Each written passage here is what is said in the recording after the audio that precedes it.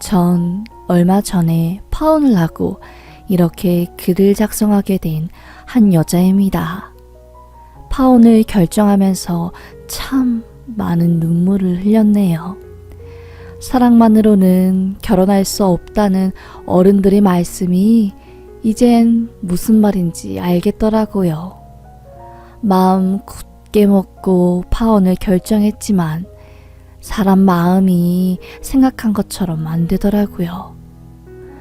방 한 구석에 박혀 문을 꼭 닫고 펑펑 울고 있으니 그 무뚝뚝하던 아빠가 문을 열고 저를 부르시더군요. 영수가, 지금은 많이 힘들겠지만 아빠가 봤을 땐 참 잘한 결정이야. 결혼이라는 게 연애랑은 많이 다르단다. 연애 시절엔 좋은 모습만 보여줄 수 있고 내가 보여주기 싫은 모습은 숨길 수도 있는 법이거든. 그런데 결혼은 그러지를 못해. 그래서 많은 사람들이 싸우고 이혼하고 힘들게 사는 거란다. 양가 집안이 합쳐지는 일이기 때문에 집안이 어떤 분위기인지 보는 것도 참 중요하단다. 콩 심은 데 콩 나고 팥 심은 데 팥 난다는 말 알지? 부모가 어떤 사람인지 보면 그 자식은 보지 않아도 다 알 수 있는 법이지. 딱 일주일만 울고 훌훌 털어버리렴. 아빠, 알겠어. 나 다시 힘내볼게. 아빠는 제 손을 꼭 잡아주셨습니다. 아무리 강인한 아빠라 해도 딸내미가 집에서 울고 있는 모습을 보면 마음이 찢어지는 법이지요. 옆에서 저희 부녀 이야기를 듣던 엄마는 목소리를 높여 한마디 하셨습니다. 영수가, 너 그 집안에 시집 갔으면 엄만 밤에 하루도 맘 편하게 자는 날이 없었을 거야. 아휴, 멋 모르고 그런 집에 시집 갔다가 고생하는 며느리들이 한두 명이어야지. 너 파혼한 거 정말 잘한 거야. 지옥불 앞에서 유턴하게 된 거라고. 너가 엄마 나이 되면 다 알 거야. 이 나이쯤 되면 얼굴에 살아온 인생이 다 드러나게 되어 있어. 고생한 얼굴인지 심술보가 가득한 얼굴인지 아니면 평생 묻어나게 편안하게 잘 살 얼굴인지 첫 만남 때 얼굴과 분위기에서 다 드러나는 법이다. 엄만 살면서 그런 고약한 인성을 가진 사람은 처음 봤다. 처음 봤어. 으휴. 만약에 그런 일이 없었다면 그 여자 실체도 모르고 우리 귀한 딸을 그런 집안에 시집 보낼 뻔했으니 엄만 너 파혼한 게 정말 신이 도운 거라 생각해. 부모님들조차 정말 잘한 일이었다고 응원했던 저희 파혼 이야기는 제가 학원에서 보조 강사로 일할 때부터 시작되었죠. 남자친구를 학원에서 만났거든요. 전 지방대학교 4년제 국문학과를 졸업하고 부모님이 계시는 서울로 상경했습니다. 학원에 들어가 초등학생 아이들 숙제 채점하고 국어 수업 보조를 하는 일을 하고 있었어요. 그때 남자친구는 명문대 연세대학교 국문학과 출신으로 중학교 고등학교 아이들 논술 공부를 봐주고 있던 선생님이었지요. 공부 잘한다고 콧대 높고 머리 똑똑하다고 우수대는 남친은 학원 선생님들 사이에서 재수탱이였습니다. 지가 서울대 다니고 왜 저렇게 아는 척을 하는 거야? 키 크고 얼굴 좀 반반하면 뭐해. 저렇게 재수없고 싸가지가 없는데. 안 그래, 영숙쌤? 좀 성격이 그렇긴 해요. 사회적인 성격은 아닌 것 같아요. 근데 가만 보면 귀엽기도 하고 순수하기도 하고. 유일하게 학원에서 저만 남자친구를 귀여워했죠.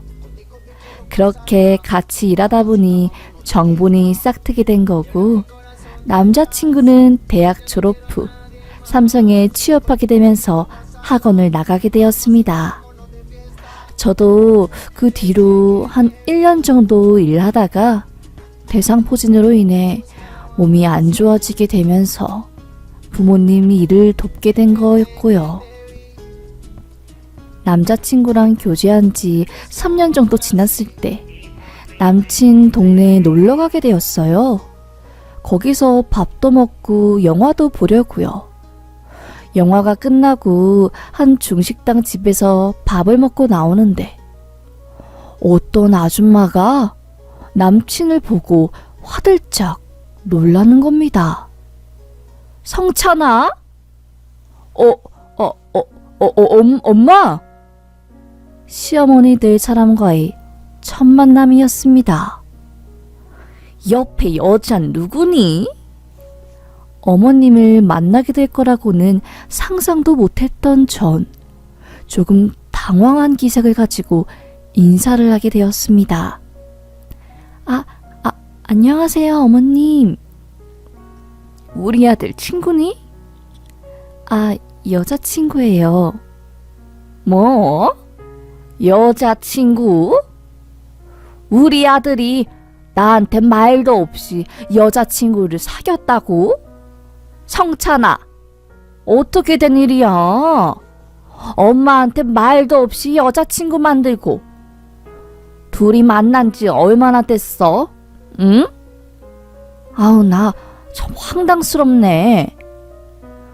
어머님은 어처구니 없는 표정으로 남친을 바라보았습니다. 남자친구도 진땀을 뻘뻘 흘리며 말을 제대로 못하더라고요. 엄마, 내가 집에서 자세하게 설명해 줄게. 아니, 뭐 내가 어려운 질문 했니? 언제부터 만났냐고 물었는데 왜 대답을 제대로 못해? 너네 밥 먹고 나오는 길이지? 그럼 차나 마시자. 일로 와봐. 그렇게 갑작스럽게 남자친구네 어머님과의 동석을 하게 된 거였죠. 카페에 앉자마자 시작된 어머님이 질문 폭격. 머리가 아찔했습니다. 우리 아들이랑 만난 진 얼마나 된 거니? 3년 좀 넘은 것 같아요, 어머님. 뭐? 3년? 아들은 나한테 여자친구 있다는 소리 한 번 없었는데. 아이고, 이래서 아들 키워봤자 다 소용없다는 거구나. 내가 미쳐 정말. 남친은 상황을 수습하기 위해 대화에 끼어들었죠. 엄마 왜 그래? 내가 무슨 여자 만날 때마다 엄마가 자꾸 꼬치꼬치 캐묻고 힘들게 하니까 그런 거지. 나도 이제 나이가 30인데. 다 커서 얘 말하는 꼬라지 좀 봐라. 내가 너를 어떻게 키웠는데. 너 그렇게 좋은 대학 보내는 거 너 혼자 힘으로 한 거 같아? 엄마가 다 너 어릴 때부터 교육한다고 목동으로 이사가고 학원 정보 다 알아보고 그래서 간 거야. 엄마한테 숨길 게 따로 있지. 알고 보니 어머님은 지독한 치맛바람으로 목동에서 유명한 아줌마였다고 합니다. 부동산 중개업자 하면서 그 동네 사람들 사정을 꿰차고 있었고 아들 서울대 보내겠다고 으름장을 내놓으며 사셨더라고요. 결국 서울대는 못 보냈지만 아들 연세대 보낸 걸 훈장처럼 생각하시는 분이었습니다. 말할 때마다 우리 아들이 연세대인데 라고 말할 정도였으니 말이죠. 그렇게 귀하게 정성 들여서 키운 아들이었기에 며느리로 삼을 여자에 대해 굉장히 까탈스럽게 구셨고, 아들이 대학에 들어갈 때부터 거의 초등학생 아이돌 보듯이 사생활을 캐고 다니셨대요. 그래서 남자친구가 지치고 지겨워서 저와의 연애를 꽁꽁 숨겼던 거고요. 1시간 동안 카페에서 기를 탈탈 털린 채 집에 온 전 씻지도 않고 침대에 털썩 누워버렸습니다. 거의 물 밖에 나온 오징어처럼 널브러져 있는 저를 보는 엄마는 놀라서 저에게 묻더라고요. 영수가, 너 어디 갔다 온 거야? 남자친구랑 논다 하지 않았니? 애가 왜 이렇게 힘이 없어? 아니, 세상에. 내가 성찬이 동네 놀러가서 밥 먹고 나오다가 성찬이네 어머님을 우연히 마주쳤는데, 와, 정말 난 태어나서 그렇게 말 많은 사람 처음 봤어, 엄마. 왜? 무슨 말 하디? 이것저것 캐묻디? 정말 장난 아니었어. 아들이 여자친구 있는 걸 몰랐나 봐. 그래서 3년 사귀었다고 하니까 눈이 뒤집혀서 나 호거조사를 하더라고. 너 우리 집안에 대해서 말 안 했지? 절대로 그런 건 함부로 말하는 거 아니다. 하마터면 다 말할 뻔했어. 나보고 부모님은 뭐 하시냐 묻고, 난 어디 학교 나왔냐, 직업은 뭐냐, 집은 어디에 위치해 있냐, 본가는 어디 쪽에 있냐, 심지어 할머니 할아버지 고향은 어디 쪽이냐 묻더라고. 그런 사람이 다 있니? 결혼 날짜 잡은 것도 아닌데 참 주책 많네. 엄만 저희의 이야기를 듣고는 진절머리를 쳤습니다. 아무래도 어머님이 동네에서 부동산 일을 오랫동안 하셨고, 또 아들 한 명 잘 키워놨다는 그 자부심 때문에 아무한테나 장가 보내기 싫은 마음으로 저에게 여러 가지를 물어보신 것 같았어요. 그 마음이 완전히 이해가 안 되는 건 또 아니었습니다. 그날 저녁, 남자친구에게서 전화가 왔더라고요. 자기야, 미안해. 우리 엄마가 원래 좀 말이 많기도 하고, 사람 처음 만나면 이것저것 물어봐서 파악하는 걸 좀 좋아해. 그래서 내가 자기 존재 숨긴 것도 있었고. 아니야. 괜찮아. 나 같아도 아들 여자친구 만나면 궁금해서 이것저것 물어볼 것 같아. 이해해줘서 고마워. 일단 늦었으니까 오늘은 푹 자고 내일 또 연락하자. 알겠어. 첫 만남에 어머님께 느꼈던 불편하고 뭔지 모를 찝찝한 마음을 무시하는 게 아니었는데 말이죠. 첫 만남 이후 1년 정도 흘렀을 때 남자친구와 전 자연스럽게 결혼 이야기를 하게 되었습니다. 혼기도 거의 꽉 찼고 4년 정도 만났으니 다른 사람 만나는 건 상상이 안 되더라고요. 결혼 이야기를 하다 보니 서로 모은 돈에 대해서도 이야기가 나왔고요. 남자친구는 7천만 원 정도 모았고 전 8천 정도 있는 상태였습니다. 나이에 비해서 꽤 많은 돈이었죠. 제가 30살도 안 되는 나이에 거의 1억 가까운 돈을 모을 수 있었던 이유는 바로 부모님 때문이었죠. 어릴 때부터 전 근검절약하고 쓸데없는 것에 돈 쓰지 말라고 배웠어요. 그 영향은 특히나 아빠 때문이었습니다. 할아버지께서 1910년대 일제 때문에 만주로 넘어가셨어요. 그때 만주에서 시작한 고물성으로 돈을 많이 벌으셨다고 들었죠. 막노동부터 시작해서 조금씩 돈을 모아서 그걸로 시작한 사업으로 입에 풀칠을 하고 살다가 관동군이 할아버지 재산을 전부 다 몰살해 갔다고 합니다. 조선으로 내려와서 작게 고물상을 하시다가 할아버지 돌아가시고 저희 아빠가 그걸 물려받으신 거예요. 엄마는 아빠의 이야기를 늘 전설처럼 말씀하셨죠. 네 아빠가 참 똑똑해.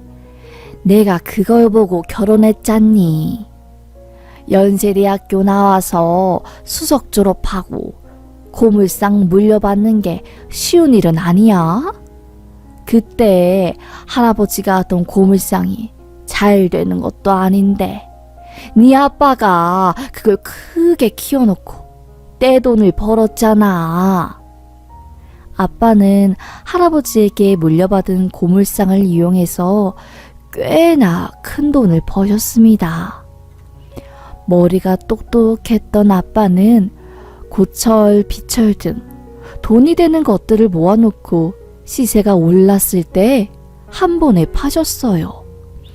그리고 경기도나 서울 외곽의 땅을 사서 또 고물을 모으셨지요. 어릴 땐 왜 쓰레기를 모으는 건지 라는 생각에 아빠가 이상해 보이기도 했답니다. 그런데 커서 보니 아빠가 똑똑하신 거였죠. 외곽에 사놓은 땅들이 땅값이 오르면 그 땅을 팔고 또 외곽에 있는 땅을 사서 오를 때까지 기다리고 이런 식으로 고물상업도 하면서 부동산업도 함께 하신 거였죠. 고물상이라는 게 혼자만의 힘으로는 안 되고 인맥도 필요하고 똑똑하기도 해야 하거든요. 사업을 하느라 많은 일을 겪었던 아빠는 그래서 그런지 항상 저에게 어릴 때부터 신신당부하던 말이 있었습니다. 사람이란 게 잘 될 때는 기고만장해져서 힘든 시절을 기억하지 못하는 법이야. 그래서 잘 될 때도 항상 힘들고 배고팠을 때 생각하면서 대비를 해야 한단다. 그리고 있어도 없는 척하고 살아야 남의 시기 질투도 피할 수 있고 조용히 잘 살 수 있는 거야. 아빠가 경험을 해보니 그렇더라고. 그래서 그런지 제가 어린 나이에 벌었던 돈을 다 깨알처럼 모아두었나 봐요. 부모님 손 안 벌리고 결혼 준비를 하고 싶었던 전 모은 돈을 가지고 이것저것 알아보기 시작했습니다. 부모님께서도 저를 믿어주는 눈치라 그런지 남자친구와의 결혼에 대해서 크게 터치를 하지는 않으셨어요. 다만 아빠와 엄만 저에게 한 가지 당부해 주신 게 있으셨죠. 영수가 아무리 결혼을 한다고 해도 시댁은 남이란다. 아빠가 뭐라고 했지? 있어도 없는 척하라고. 아빠 고물상 사업하고 건물 가지고 있는 건 자세하게 말하지 말고 알겠지? 당연하지. 나도 눈치는 있어. 그런 말은 안 한다고. 역시 우리 딸이 똑똑하네. 돈 많은 거 자랑해봤자 좋은 게 하나도 없어서 아빠가 하는 말이야.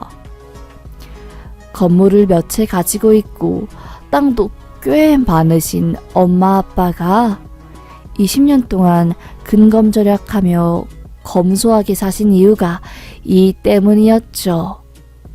그런데 순조롭게 결혼 준비가 잘 되나 싶었던 때 태클이 걸려온 것은 시댁 쪽이었습니다.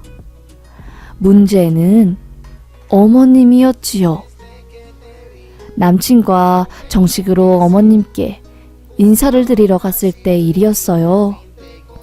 저를 보자마자 위아래로 눈을 흘기시더라고요. 밥을 먹는데도 계속 저에게 눈치를 주시는 겁니다. 우리 아들이 목동에서 얼마나 유명했는지 아니? 공부 잘한다고 이런 애가 서울대를 가야 한다고 동네 아주머니들도 우리 아들 칭찬을 그렇게 했단다.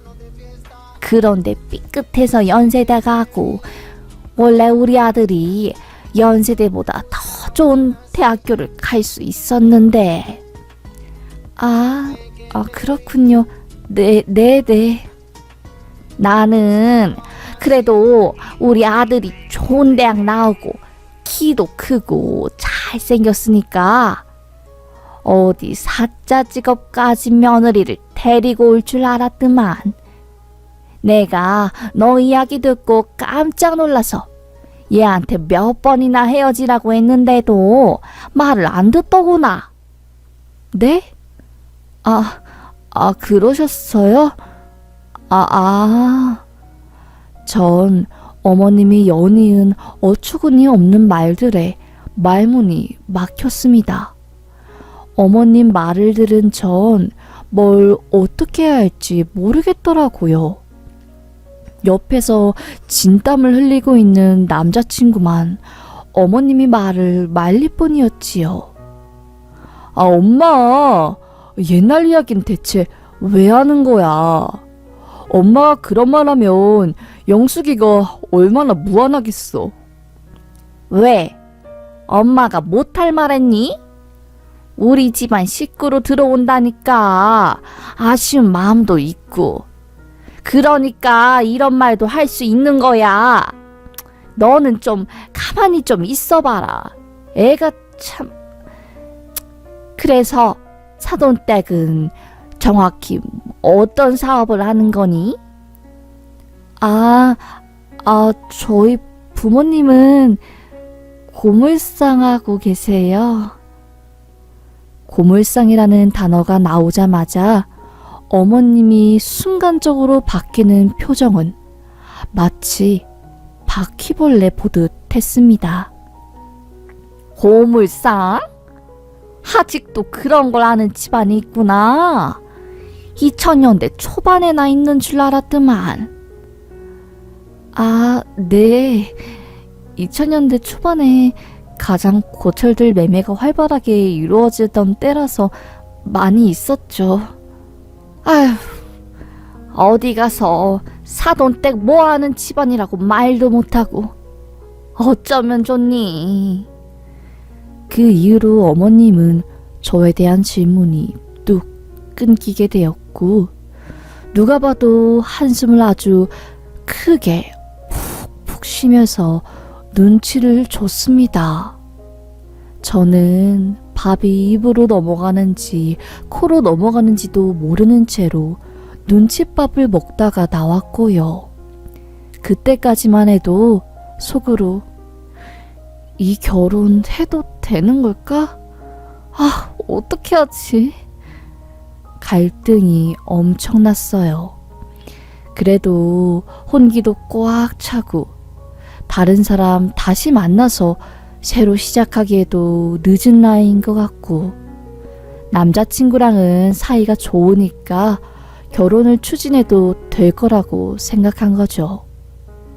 상견례 날짜가 잡히고 아빠가 아는 식당에 예약을 했어요. 고급 한정식 식당이었고 프라이빗한 룸이 있어서 상견례로 많이들 가시는 곳이었거든요.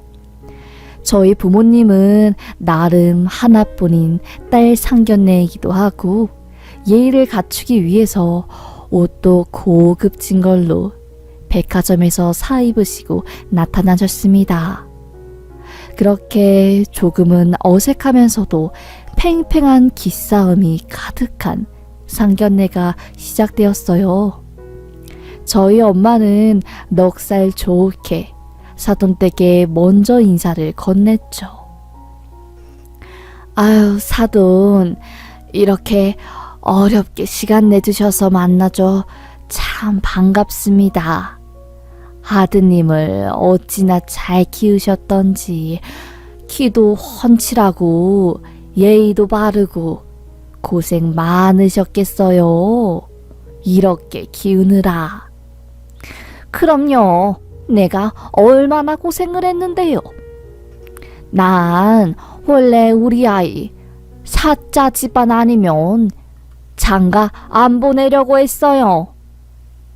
내가 목동에서 주름 잡을 때 딸 있는 엄마들이 우리 아들한테 시집 보내려고 나한테 얼마나 잘했는데 그쪽 사돈댁은 완전히 땡 잡은 줄 아셔야 해요. 그 말을 들은 엄마의 표정은 순간 굳어버렸습니다. 뭐 이런 인간이 다 있냐 싶은 눈치였지만 그래도 상견례 자리이기도 하고 어느 정도 성격을 예상했기에 최대한 좋게 말씀을 이어나가셨어요. 아들 혼자 키우는 게 여간 힘든 일이 아니죠. 그래서 우리 딸이 아드님을 콕 점 찍어봤나 봐요. 그래도 아이들끼리 부모님 손 안 벌리고 결혼한다고 하니 얼마나 기특한지 몰라요. 요즘 시대에 물가도 비싸고 애들이 혼자서 자립하기 참 힘든 세상인데 저야 저 죽으면 우리 아들한테 물려줄 아파트도 있고 한데 사돈댁은 댁내 입에 풀칠하기도 빠듯하지 않으세요?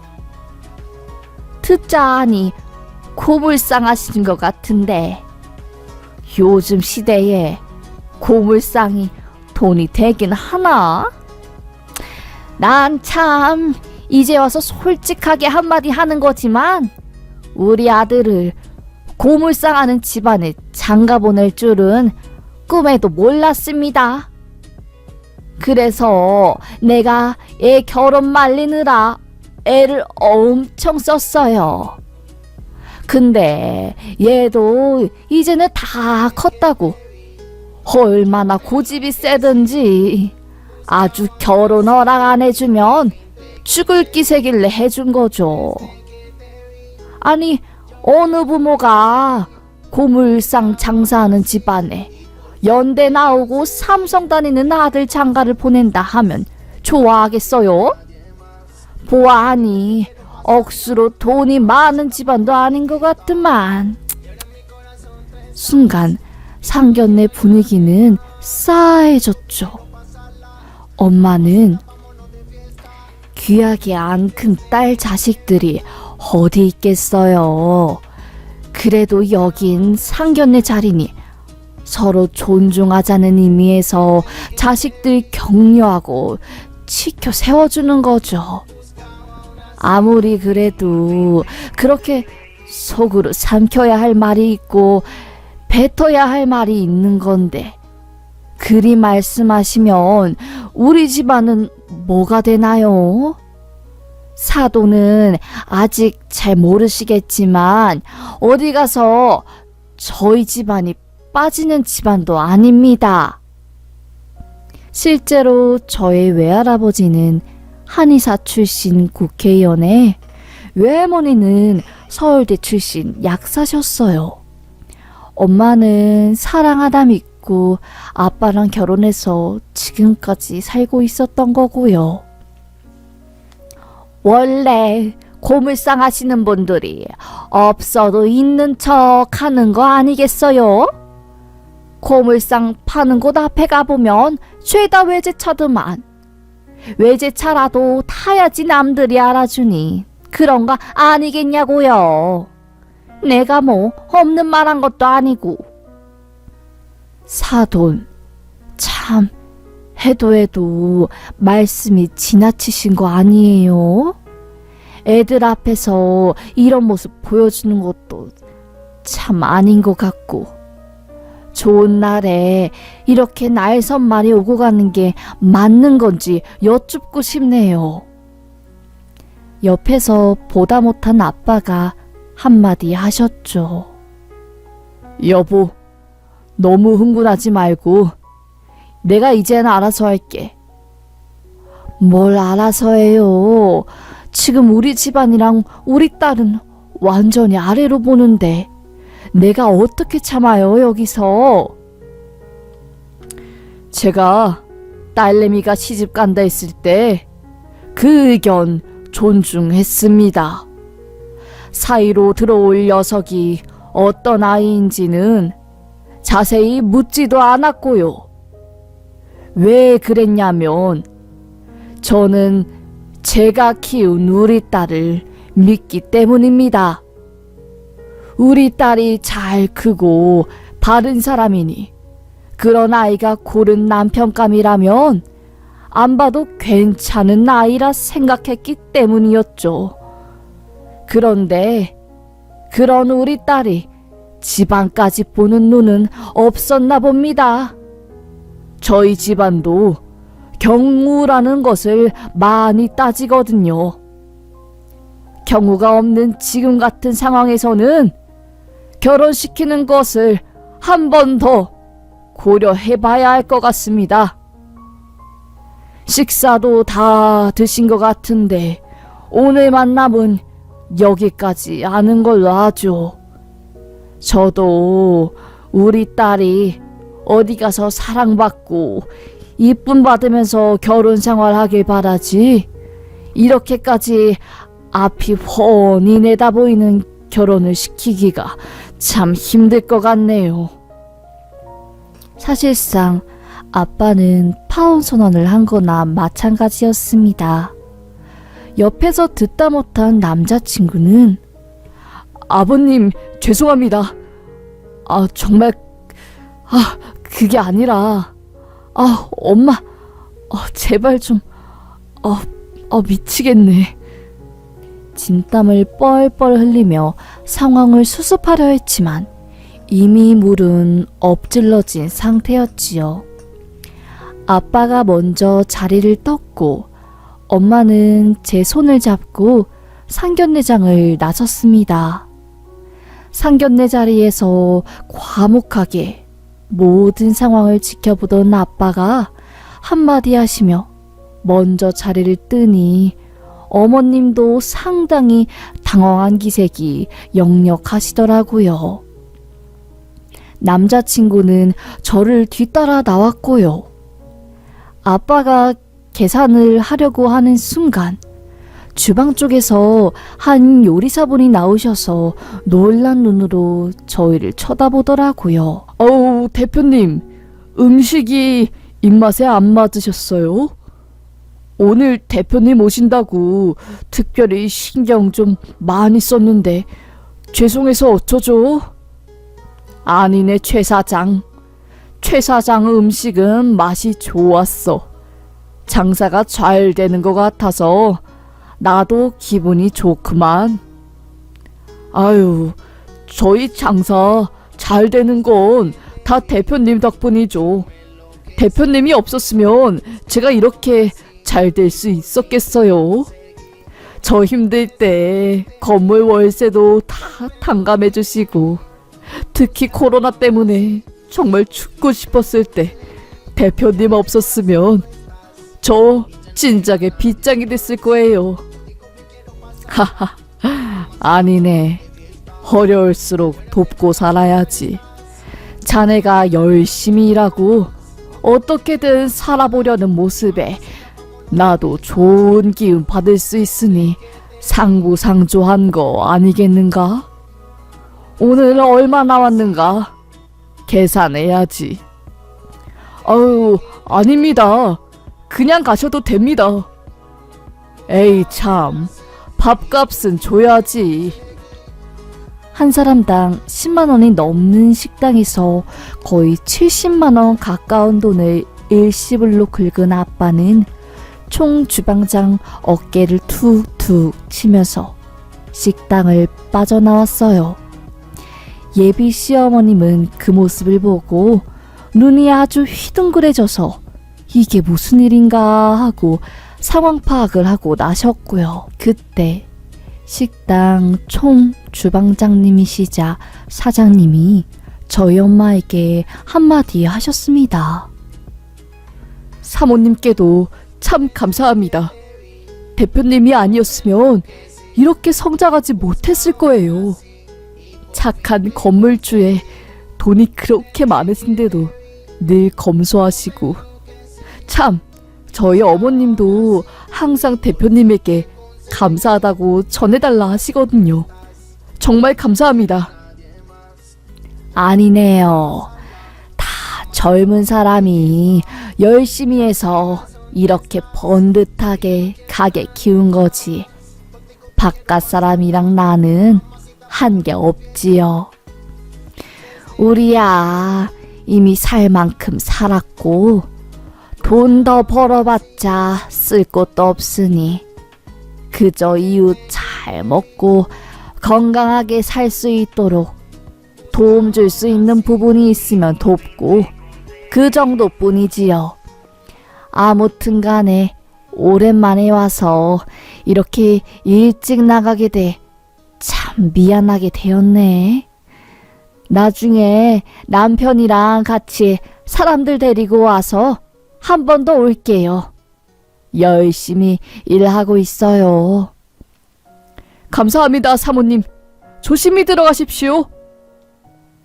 건물주, 대표님, 땅보자 등등의 단어가 사장님 입에서 나오니 순간 시어머님의 표정이 굳더라고요. 그냥 경기도 변두리에서 고물상하면서 변변치 않게 사는 집안인 줄 알았는데 알짜배기 부자에다가 저희 외가 쪽은 국회의원 집안이라는 걸 알게 되니 표정에서 후회 막심하는 게 보였습니다. 갑자기 목소리 톤이 바뀌면서 엘리베이터를 타려고 하는 저희 가족에게 어머님이 말하시더라고요. 아니, 아들 장가 보내려고 하니 섭섭한 마음도 들고 그러는 바람에 어찌저찌 하다 보니 분위기가 이렇게 된 것 같은데 다시 날 잡아서 좋은 얼굴로 다시 보는 건 어떠신지요?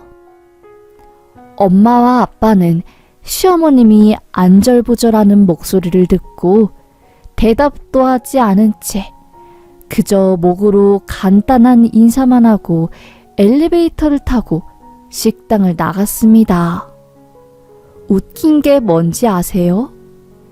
엘리베이터 문이 닫히자마자 예비 시모가 제 남자친구에게 화를 내는 소리가 쩌렁쩌렁 울려 퍼졌습니다.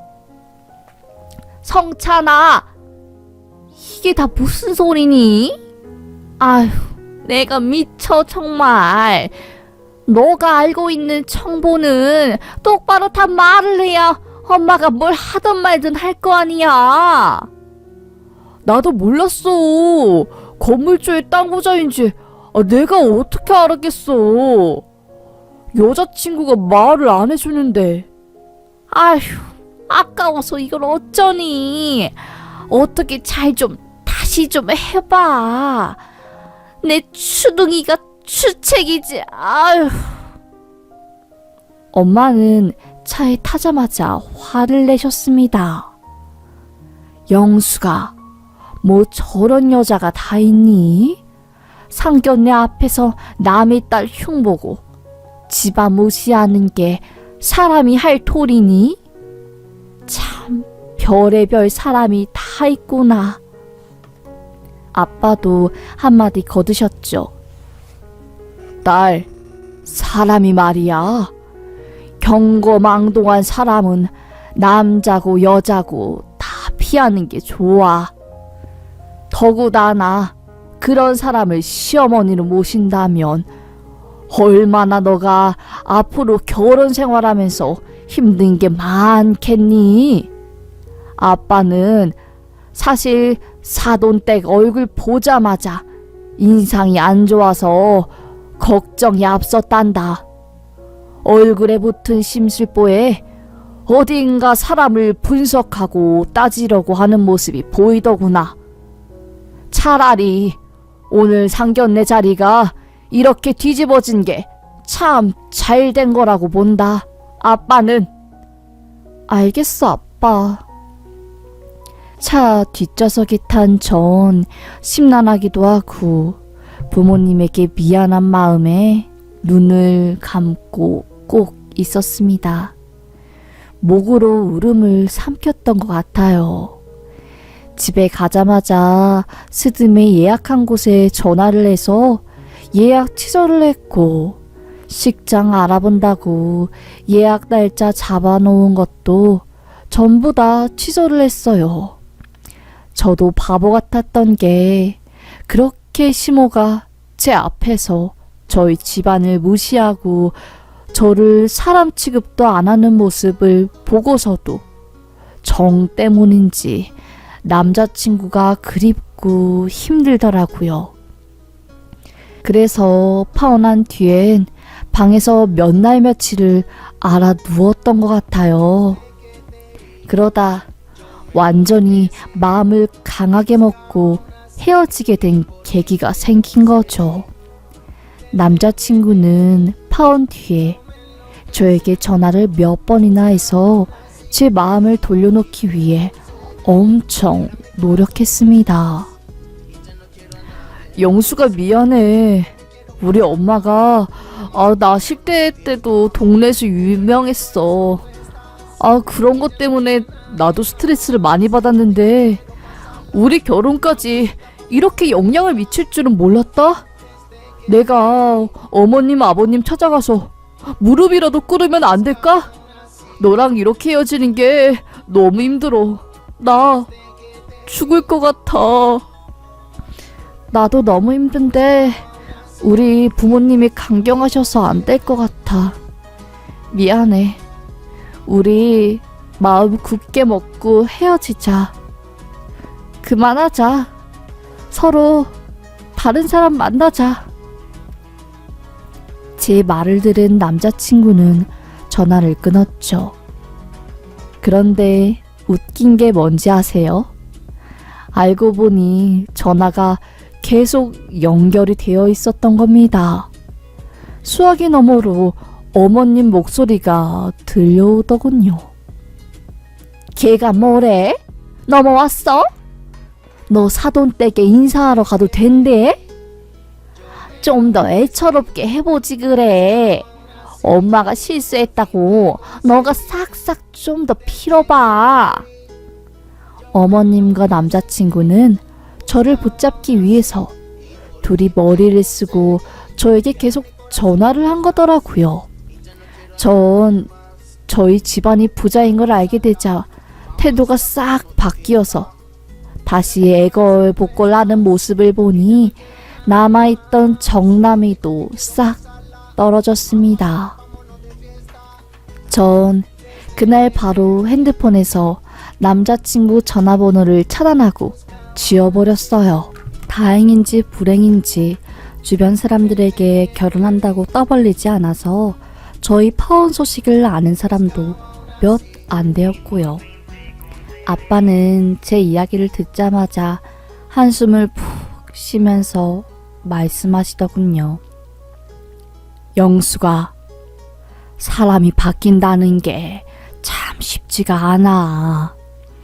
남자들이 바뀔 테니까 한 번만 봐달라는 말은 달콤한 속임수에 불과한 거야.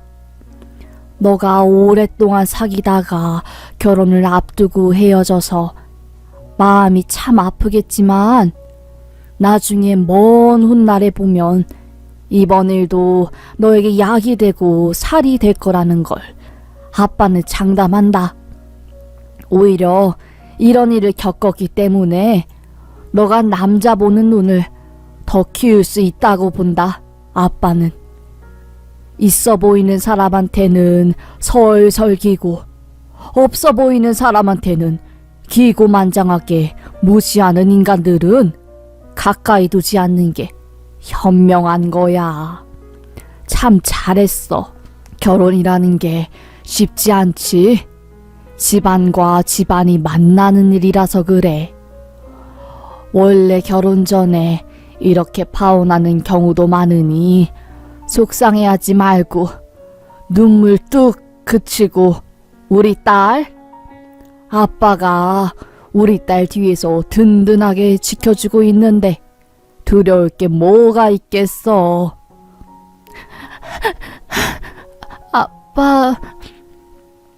아빠 미안해. 고마워 아빠. 그래 울지 말고 눈물 뚝 그치고 딸이 잘못한 거는 하나도 없으니까 기죽지 말고 알겠지? 인생사 새용치 말라고. 좋은 일이 있으면 나쁜 일도 있는 거고 나쁜 일이 있으면 좋은 일도 있는 거란다. 다 그런 거 아니겠니? 우리 딸 많이 힘들었으니 앞으로는 좋은 일 생길 거라고 아빠는 장담한다. 아빠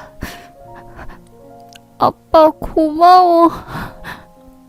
전 그렇게 한참을 아빠 품에서 펑펑 울다가 잠들었네요. 상견례 이후 파혼하고 꼬박 2주 정도 울다가 잠들고 있습니다. 마음속에 눈물을 전부 다 비워내서 그런 걸까요? 어느 순간부터는 마음이 아프지도 않고 오히려 속이 후련하더라고요. 그렇게 사람한테 한번 크게 대어보니까 아빠 말대로 사람 보는 눈도 생기고 아빠만큼은 아니지만 첫인상에 어느 정도 어떤 사람인지 감이 잡히는 게 생기더라고요. 나이가 들면 들수록 살아온 삶이 얼굴에 반영된다는 말이 이제는 뭔지 좀 알 것 같습니다. 아빠 일을 도우면서 정신없이 살다 보니까 바빠서 다른 생각도 나지 않고 오히려 시원통케 합니다. 건물에 땅에 재산을 다 합치면 거의 100억이 넘는 아빠가 고물상이라는 일을 끝까지 자랑스럽게 여기면서 지속하는 이유는 아무래도 할아버지의 신념과 만주에서 고생한 것을 이어받아 명을 계속하려는 아빠의 마음 때문이겠죠. 지금껏 모은 돈으로 삶이 힘든 청년들을 도와주고 주변의 소외계층에 관심을 가지는 부모님이 전 그저 자랑스러울 뿐입니다. 직업에 귀천이 어디 있겠어요. 귀천이 있다고 생각하고 사람 무시하는 인간이야말로 천한 것이겠죠.